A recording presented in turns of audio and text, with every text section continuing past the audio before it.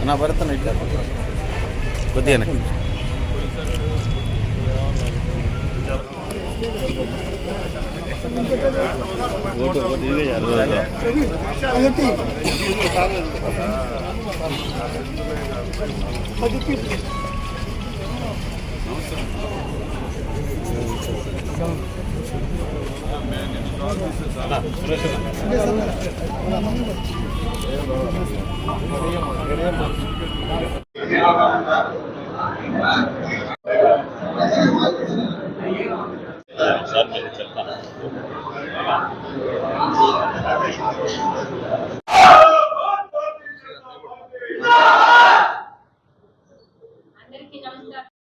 BJP TDP ఐక్యత BJP ఐక్యత అందరికీ నమస్కారం. ఈరోజు అదేవిధంగా మాజీ మంత్రివర్యులు పొంగూరు నారాయణ గారు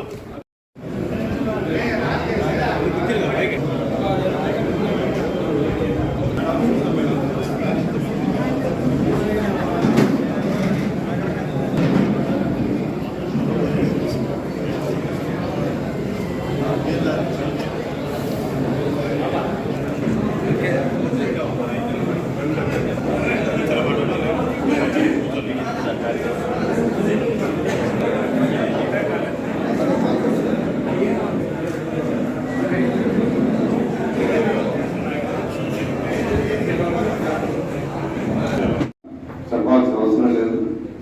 ఖచ్చితంగా మీకు అందరూ తెలుసు, ఈ రాష్ట్రంలో 5 సంవత్సరాల్లో జరిగిన పరిపాలన ఆలస్య పరిపాలన నేను ప్రత్యేకంగా చెప్పాల్సిన అవసరం లేదు. ఖచ్చితంగా ఈ రాష్ట్ర పరిపాలన పునరుద్ధరించడానికి ఈరోజు అటు బీజేపీ, జనసేన, తెలుగుదేశం 3 పార్టీలు కలయికతో ఈరోజు రాష్ట్రంలో మన ఎలక్షన్స్ ముందు పోతున్నాం.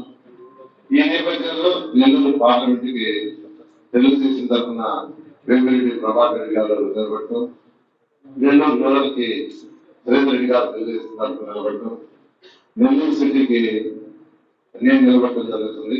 దీనికి మీ అందరి యొక్క సహకారం కావాలని నేను ప్రత్యేకంగా కోరుకుంటున్నాను.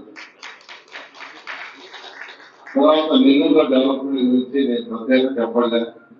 గత 2014 నుంచి 2019 దాకా చేసింది. నెల్లూరుని ఒక మంచి స్మార్ట్ సిటీ చేయాలని ఆ రోజు ముఖ్యమంత్రి గారితో మాట్లాడటం, అదేవిధంగా ఆ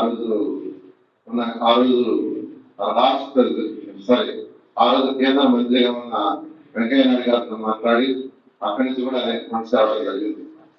ఎందుకంటే చాలా ప్రోగ్రామ్స్ కి రాష్ట్ర ప్రభుత్వం, కేంద్ర ప్రభుత్వం 2 షేర్ ఉంటుంది.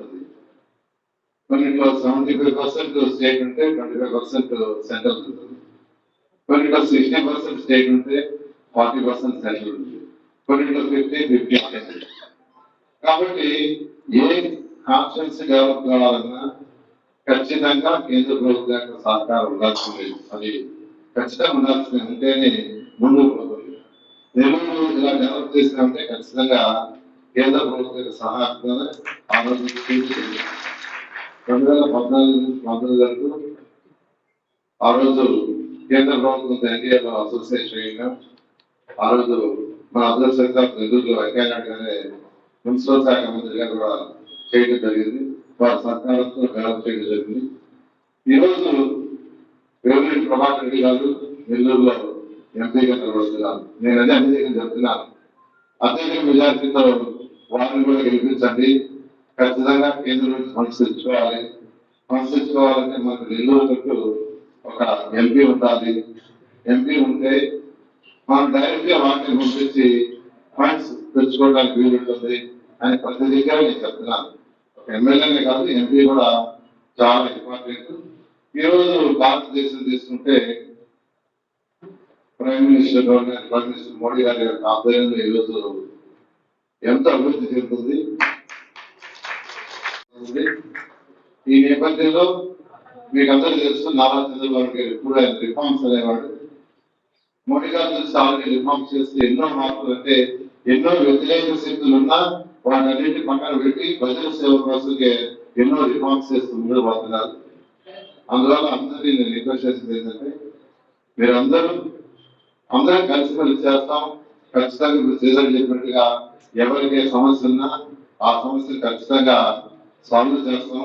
అందువల్ల అందరినీ మళ్ళీ ఒకసారి రిక్వెస్ట్ చేస్తున్నా, మీ అందరూ తెలుగుదేశం పార్టీ ఈ యొక్క జిల్లా మేము ముగ్గురే కాదు, ఎందుకంటే కొంతమంది జిల్లా నాయకులు కూడా కాదు, ఈ జిల్లాలో ఎవరైతే కంటెస్ట్ చేస్తున్నారో వాళ్ళందరూ సపోర్ట్ చేస్తుందిగా అందరూ రిక్వెస్ట్ చేస్తూ నేను సాధిస్తున్నాను.